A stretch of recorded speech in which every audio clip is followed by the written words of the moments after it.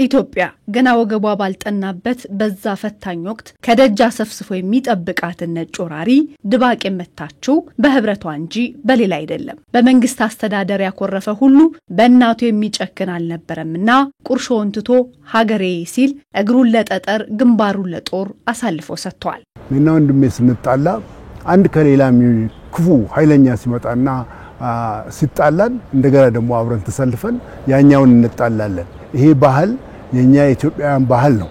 አድዋን እንዲህ ነው ያሸነፍነው። የሁለተኛውን ጦርነት እንደዛ ነው ያሰለፍነው።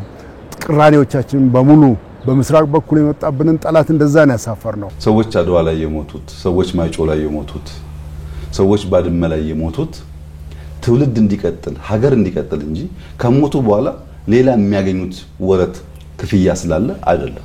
ነገር ግን የራሳቸውን ጥቅም ከሀገር ጥቅም በልጦባቸው ሀገርን ለመሸጥ የሚሹ ባንዳዎች ትላንትም ነበሩ፣ ዛሬም አሉ።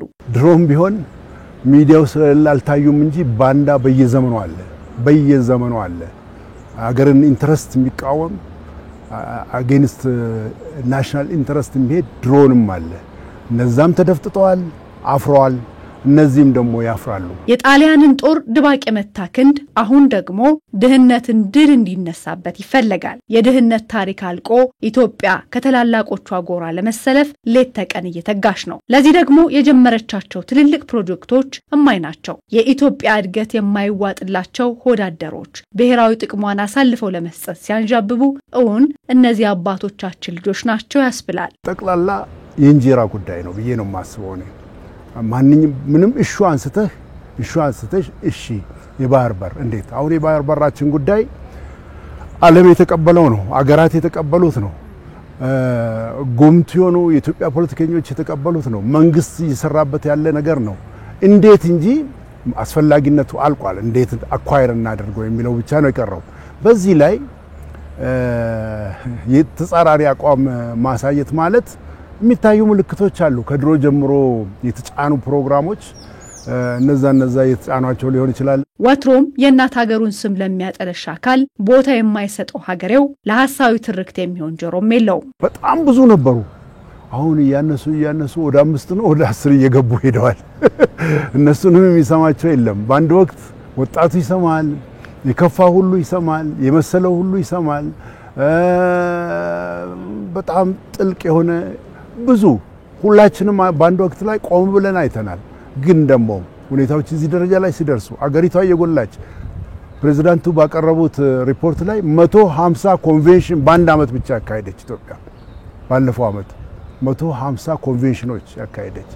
የአፍሪካ መሪዎች ጉብኝት፣ የዓለም መሪዎች ጉብኝት፣ የኛ አመራሮች ወደ ውጭ መሄድ ስለ ኢትዮጵያ በየሚዲያው መስሚው በኢንተርናሽናል ሚዲያ መስሚው የት እንደነበረች ያልታወቀች ለስንዴ ልመና ብቻ ትጠራ የነበረች ሀገር ናት። አሁን ግን ገናና ሆና በህዳሴው ግድብ፣ በአፍሪካ ህብረት ስብሰባ፣ በኮንቬንሽኖች እንደዚሁም አሁን ደግሞ የማዳበሪያው የኒኩሌሩ ማአት ብዙ ነገሮች እየመጡ ስለሆነ እየገዘፈችና እየታወቀች የመጣች ሀገር ናት።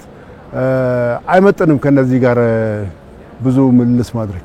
ለሀገር ውስጥ ባንዳ የማይበገር አንድነትን ሰባኪ ከስርዓት መለዋወጥ ጋር የማይፈርስ ነፃ ገለልተኛ ህዝባዊ ብሔራዊ ተቋማት እንዲፈጠሩ መንግስት ጽኑ መሰረት ጥሏል። ከስርዓት መለዋወጥ ጋር የማይናዱ ነፃ ገለልተኛና ህዝባዊ ብሔራዊ ተቋማት ለመፍጠር መንግስት ጽኑ መሰረት በመጣል ላይ ይገኛል። በያዝነው የበጀት ዓመትም አንድነታችንና ሰላማችንን በማይናወጥ ደረጃ ላይ ለማድረስ መንግስት በተቋማት ግንባታ ላይ አበክሮ ይሰራል። ተቋም መገንባት በጣም ወሳኝ ነው።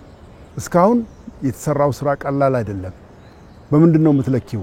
በተገኙት ውጤቶች ነው። አሁን ለምሳሌ የባህር በራችን ጉዳይ የውጭ ጉዳይ ሚኒስቴር በጣም አቋሙን አጠናክሮ የዲፕሎማሲ ስራ በመስራቱ ነው የመጣው።